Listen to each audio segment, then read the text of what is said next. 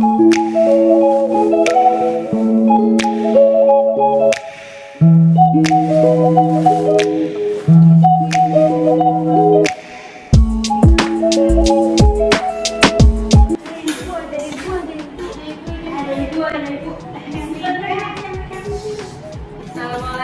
warahmatullahi wabarakatuh. Waalaikumsalam warahmatullahi wabarakatuh. Selamat pagi anak-anak. Pagi, Bu. Apa kabar semuanya hari ini? Alhamdulillah baik luar biasa. Alhamdulillah semua sehat ya. Oke, sebelum kita memulai pelajaran pada hari ini, Ibu mohon untuk ketua kelas memimpin doanya ya. Siapa ketua kelas? Saya. Ya, pimpin doa ya. Baik teman-teman, sebelum kita belajar, mari kita berdoa menurut agama dan kepercayaannya masing-masing. Berdoa dimulai.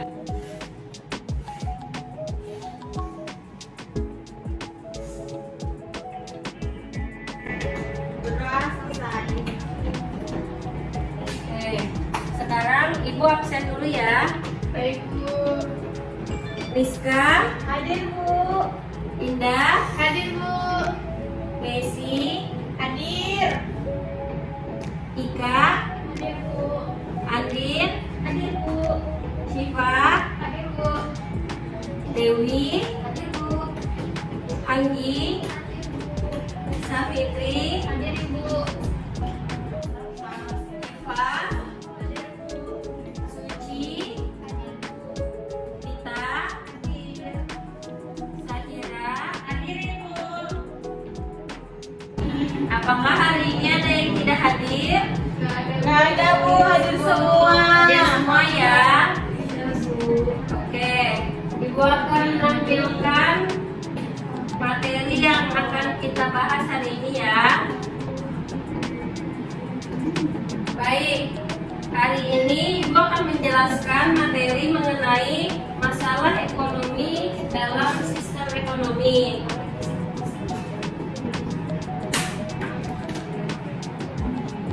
Di pertemuan kali ini ada dua pokok bahasan yang akan kita bahas.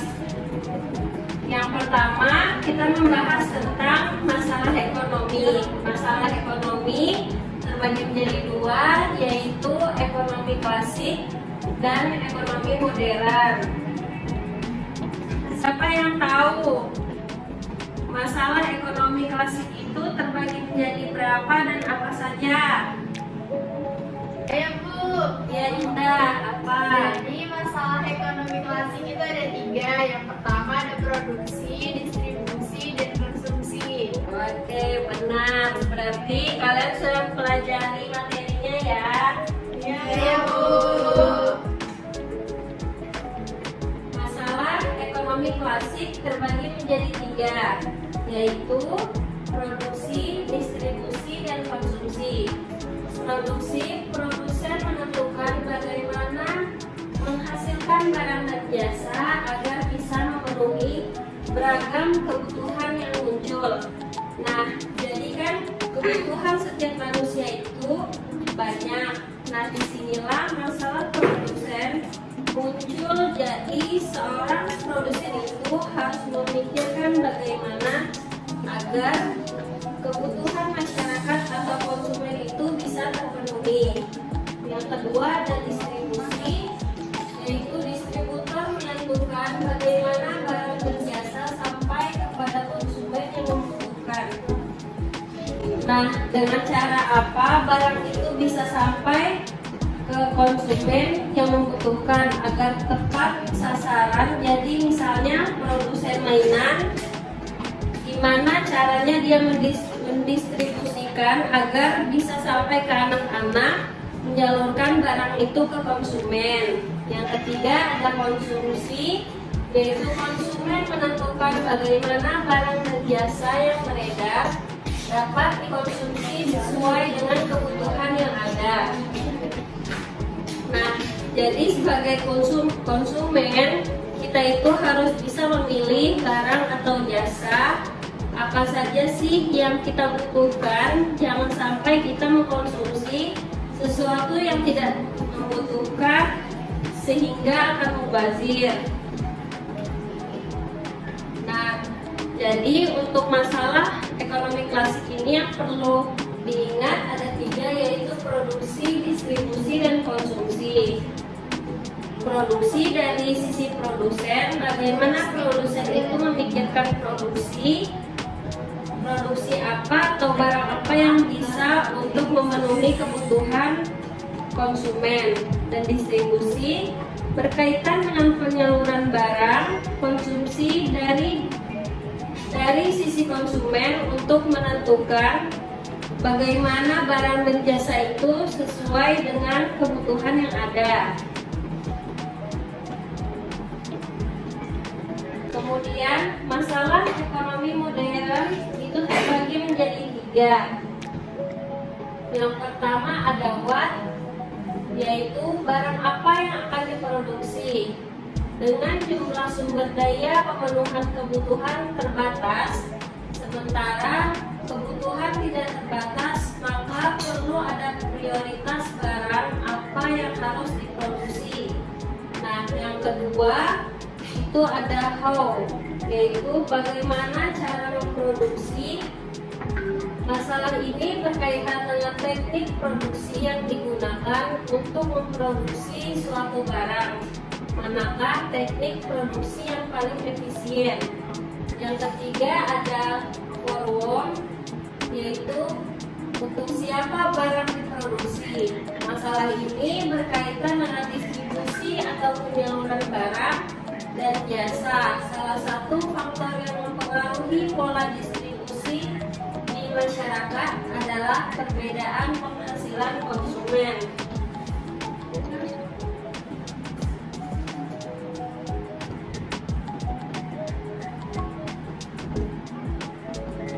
Oke, masalah ekonomi modern ada 3. Nah, yang pertama what.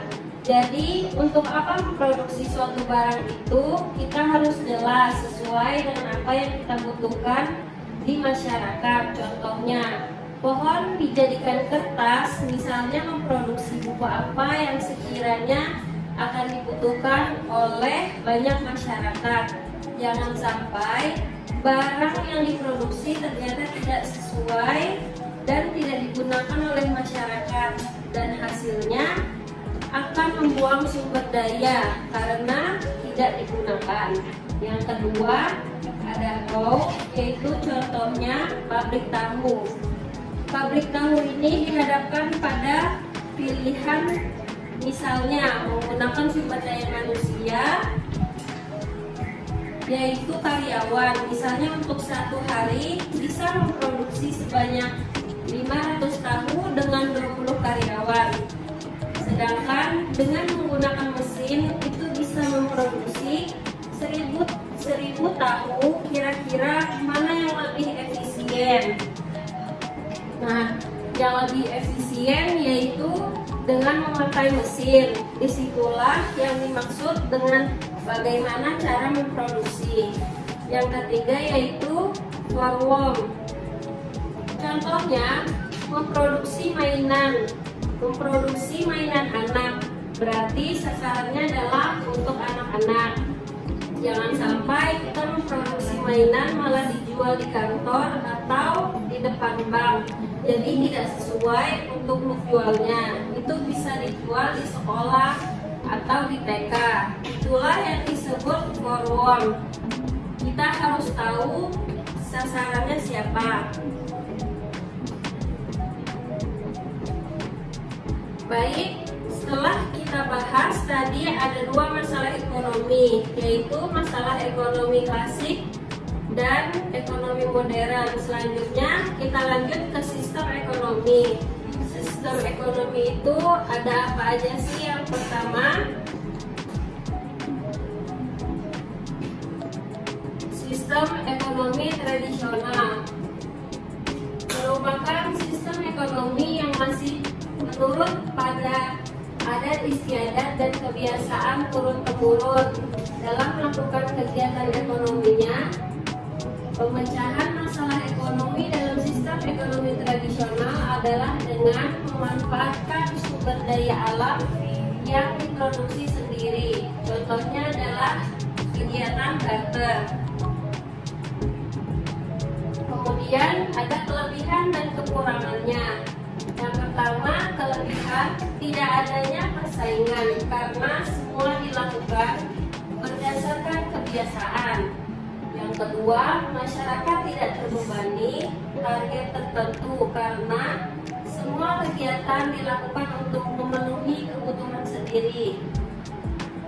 Kekurangannya yaitu masyarakat hanya melakukan kegiatan ekonomi untuk memenuhi kebutuhan, tidak bertujuan mencari keuntungan sehingga tidak ada motivasi untuk menciptakan sebuah kemajuan. Yang kedua yaitu sistem ekonomi komando atau terpusat, merupakan sistem ekonomi yang dikendalikan sepenuhnya oleh pemerintah, baik dalam kepemilikan faktor produksi maupun alokasi penggunaan sumber daya. Pemecahan masalah ekonomi dalam sistem ekonomi komando adalah sumber daya alam diproduksi oleh negara dan hasilnya didistribusikan kepada rakyat. Kemudian ada kelebihan dan kekurangannya juga. Kelebihannya yang pertama, masalah ekonomi atau ketimpangan dapat dikurangi dengan pengawasan dan campur tangan pemerintah. Yang kedua, pendapatan lebih rata. Kekurangannya, yang pertama ada kemajuan masyarakat terhambat. Yang kedua, masyarakat dan swasta terkekang.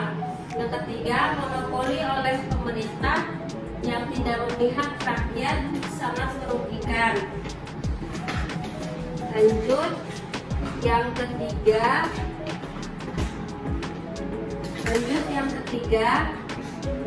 sistem ekonomi pasar atau liberal merupakan sistem ekonomi yang memberikan kebebasan kepada masing-masing individu untuk melakukan kegiatan ekonomi. Pada sistem ekonomi ini, segala sesuatunya ditentukan oleh kondisi pasar. Pemerintah tidak ikut campur tangan dan tidak dapat mempengaruhi kegiatan ekonomi yang dilakukan oleh masyarakat.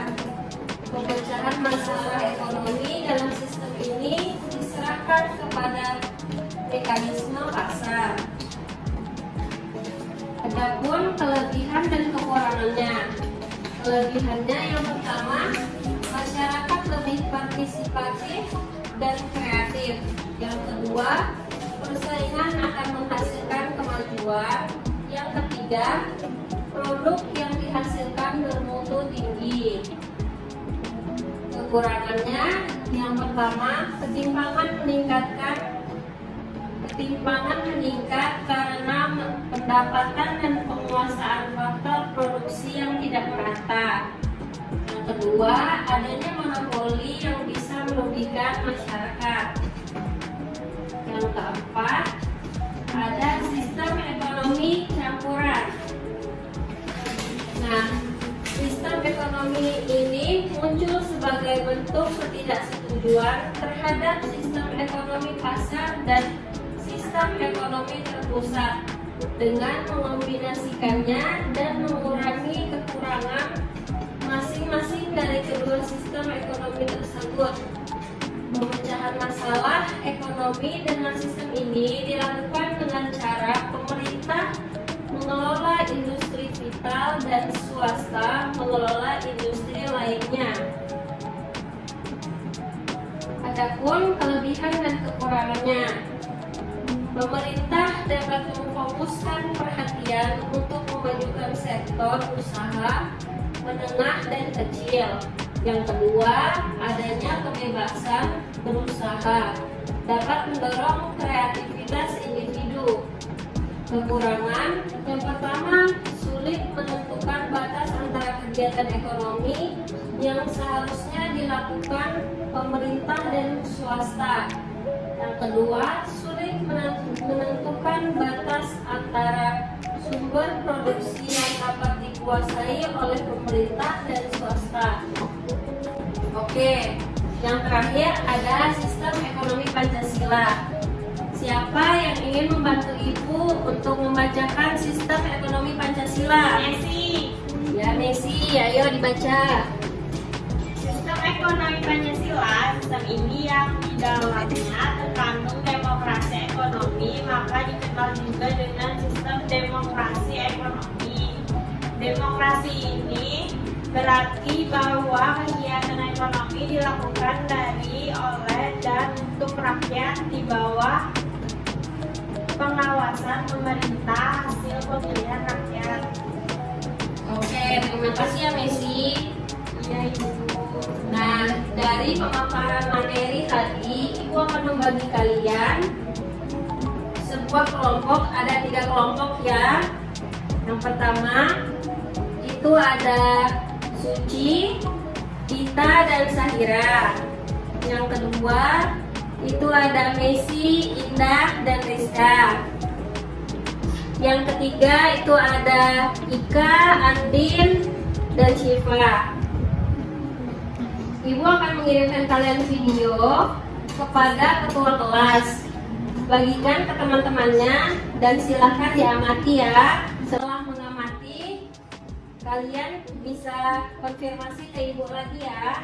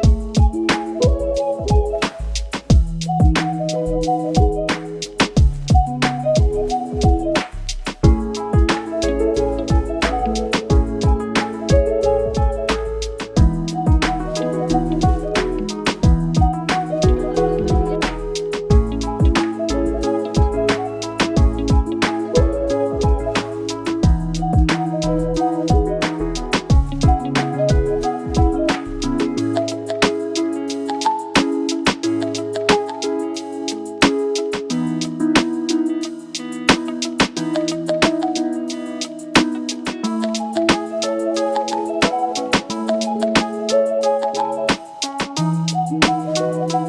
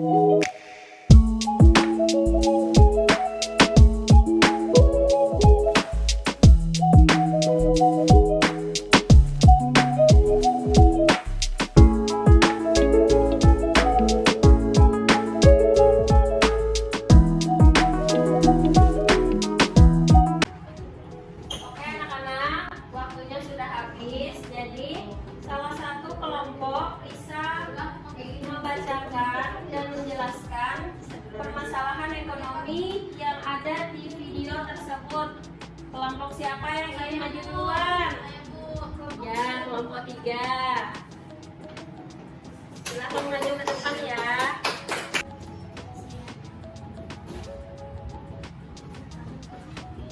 Oke, dari video yang saya coba, permasalahan ekonomi itu ada pengangguran dan kemiskinan, di mana permasalahan ekonomi ini terjadi di beberapa negara, khususnya di Indonesia.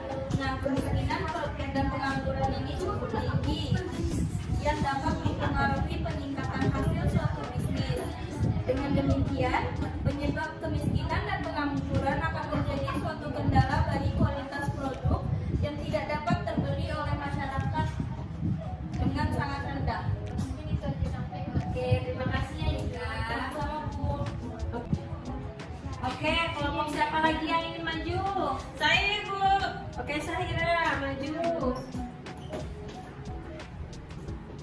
Saya jangan benar, tadi aku kasih tahu jawabannya.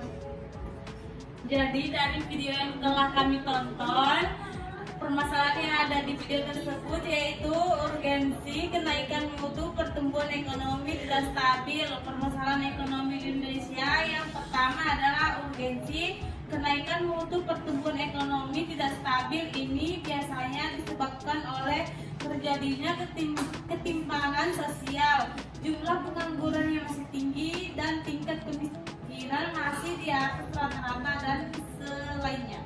Oke, terima kasih ya Sahira. Tepuk tangan untuk Sahira.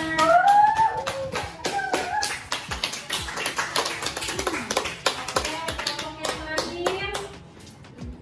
Messi. Jadi Messi.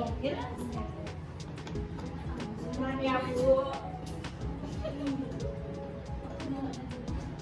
Dari kelompok kami yaitu menjawab daya beli stagnan pada situasi inflasi.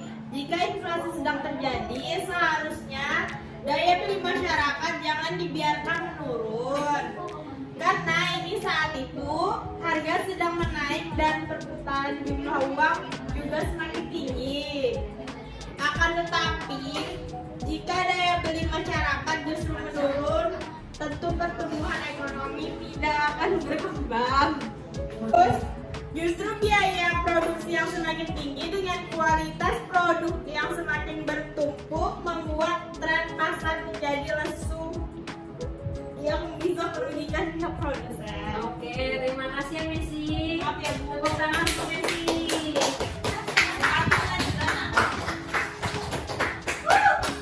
Oke, benar semua ya. Jadi pengangguran dan kemiskinan menjadi permasalahan ekonomi tertinggi. Yang kedua, daya beli stagnan pada situasi inflasi. Yang ketiga yaitu urgensi kenaikan mutu pertumbuhan ekonomi tidak stabil. Itulah contoh dari permasalahan ekonomi yang ada di dalam video tersebut. Terima kasih ya untuk semua perwakilan kelompok yang sudah maju. Ya Ibu. Oke, Ibu minta satu siswa untuk menjelaskan kesimpulan yang sudah Ibu berikan. Siapa yang ingin maju menjelaskan? Kira bisa Bu. Siapa yang duluan maju? Kita Bu.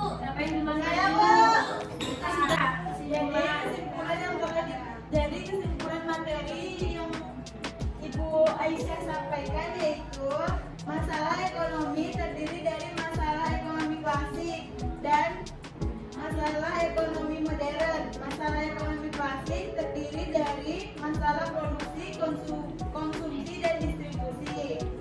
Permasalahan ekonomi modern terdiri dari tentang barang dan jasa, what, yang harus diproduksi dan bagaimana cara memproduksi, yaitu how, dan untuk siapa barang diproduksi atau for what. Lalu ada sistem ekonomi, ada 5. Yang pertama sistem ekonomi tradisional, kedua sistem ekonomi komando atau terpusat, 3 sistem ekonomi pasar atau liberal, keempat ekonomi campuran, dan kelima sistem ekonomi Pancasila. Terus Terima kasih ya Rizka sudah membantu menyimpulkan materi yang sudah Ibu sampaikan. Baik, dari penjelasan kesimpulan tadi, semoga kalian bisa memahami materi yang sudah ada. Nah, oke, Ibu akan memberikan kalian tugas yang akan kalian kerjakan di rumah. Nah, kalian mengumpulkannya itu di pertemuan selanjutnya. Nah, kalau begitu pelajaran hari ini Ibu cukupkan sampai di sini dulu. Jangan lupa di rumah untuk belajar dan membaca bukunya. Sampai bertemu di pertemuan selanjutnya ya. ya Ibu. Untuk ketua kelas bisa memimpin doa dulu ya. Saya pulang. Sebelum pulang, mari kita berdoa bersama-sama menurut agama dan kepercayaannya masing-masing. Berdoa dimulai.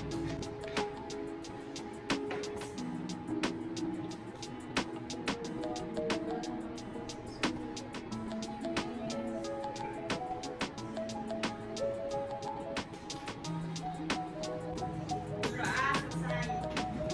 Oke, terima kasih ya Risi. Oke, kalau begitu terima kasih anak-anak sudah hadir dan ikut kegiatan pembelajaran hari ini. Kalau begitu, Ibu permisi dulu ya anak-anak. Ya Ibu. Assalamualaikum warahmatullahi wabarakatuh. Waalaikumsalam warahmatullahi wabarakatuh.